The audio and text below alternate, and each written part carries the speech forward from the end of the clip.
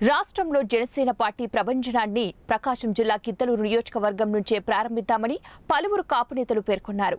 శుక్రవారం ఉదయం గిద్దలూరులోని బలిజ సంఘం కార్యాలయంలో గిద్దలూరు, రాచర్ల, కొమరోలు మండలాలకు చెందినటువంటి కాపు నేతల సమావేశం జరిగింది. ఈ సమావేశంలో కాపు నేతలు గిద్దలూరు నియోజకవర్గానికి జనసేన టికెట్ను కేటాయించాలని తీర్మానించారు. పలువురు నాయకులు, కుల పెద్దలు ప్రసంగిస్తూ కేవలం 2 సామాజిక వర్గాల వారు మాత్రమే కాపు ఓట్లను దండుకొని రాజ్యాధికారాన్ని సాగిస్తున్నారు. వారి వల్ల కాపు జాతికి వనగూరిన ప్రయోజనం ఏమీ లేదని ఆవేదన వ్యక్తం చేశారు. 2009 ఎన్నికల్లో జిల్లాలోనే అత్యధిక కాపు ఓటర్లను కలిగిన గిద్దలూరు నియోజకవర్గం పీఆర్పీ అభ్యర్థిని గెలిపించి చిరంజీవికి కానుకగా ఇవ్వడం జరిగిందని గుర్తు చేశారు. ఆ తర్వాత ప్రస్తుతం పవన్ కళ్యాణ్ నేతృత్వంలో జనసేన పార్టీ కాపుల్లో రాజ్యాధికార నమ్మకానికి బీజాలు వేసిందని, కాబట్టి 2024 ఎన్నికల్లో గిద్దలూరు నియోజకవర్గాన్ని జనసేన పార్టీకి కేటాయిస్తే మరోమారు కాపుల సత్తా చూపించి జనసేన సీటును పవన్ కళ్యాణ్ కి గిఫ్ట్ గా ఇస్తామని ముక్త కంఠంతో పేర్కొన్నారు.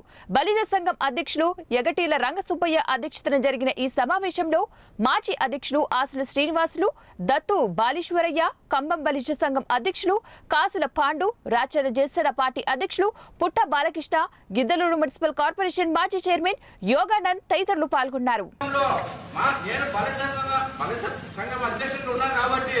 మా మండలానికి ఒక్క ఎంపీ దిగిన ఇవ్వకపోతే ఊరుకునే సమస్య లేదని చెప్పేసి అన్నారు. అమ్మవారి మీద కూడా పైన గిద్దలూరు మెయిన్ గిద్దలూరు నుంచి స్టార్ట్ చేస్తేనే మనకు అధికారం దొరుకుతుంది. గిద్దలూరులో మన cost building Yadav cost building ఎక్కువ ఉంది. అదే మన బేతరపేట మండలంలో యాదవులు ఉండరు. ఇదే విధంగా మన గిద్దలూరులో వైశాఖ ఉండరు. అదే విధంగా ఖమ్మంలో ముస్లింస్ ఉండరు. ఏ పార్టీకి, ఏ కులాలకి, ఏ నియోజకవర్గంలో, ఏ మండలంలో కవర్ చేసుకుంటే మన ముందు ఓటానికి చాలా ఆలస్యం ఉండదు. మన కులాన్ని, మన జాతికి ఇది చాలా కీలకం. ఈసారి కానీ మనం తప్పు చేస్తే 20-25 సంవత్సరాలు మనం మనుగడ ఇక్కడ సాగించడం చాలా కష్టం.